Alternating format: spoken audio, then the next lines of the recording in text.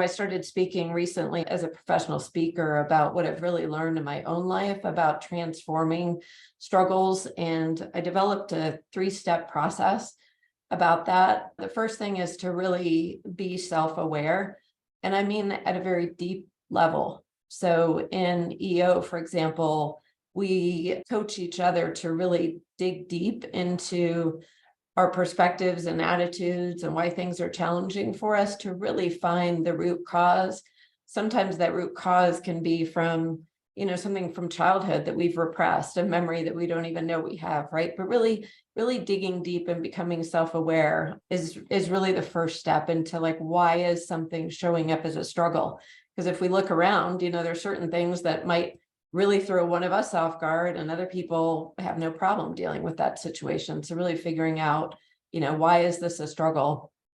2 is then sharing with others. I think when we're honest and transparent and really talk with others about our struggles from a very deep perspective, we're then we can then see that everyone struggles in one way or another, and we can really learn from each other. And I think we get a lot of healing through sharing and being vulnerable and really being listened to and heard.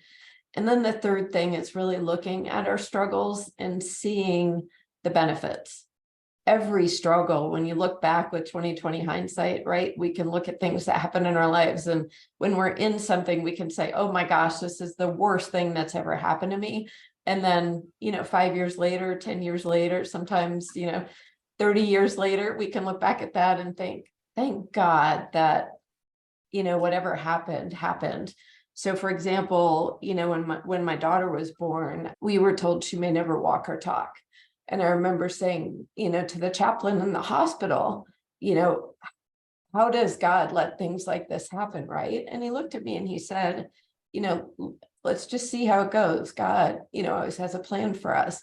And I have to say that even though it's been really tough, tell my daughter, she's had nearly 40 brain surgeries, and she's only 15 years old. And she's now a very happy and joyful student at our, local high school, which is terrific. But, the joy that Madison has brought to my life and being able to be there for her through all those surgeries has really been transforming. And what a blessing. I wouldn't change it for the world.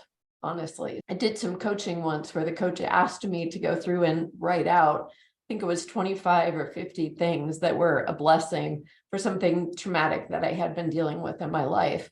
At first I thought, how can I do that, right? When you think about some, very difficult things in life, how can you go through and this thing has blessings in it? You just have to really be willing to open yourself up and look at those. I'm so strong and so resilient in ways that I never was before. And so I'm grateful for that.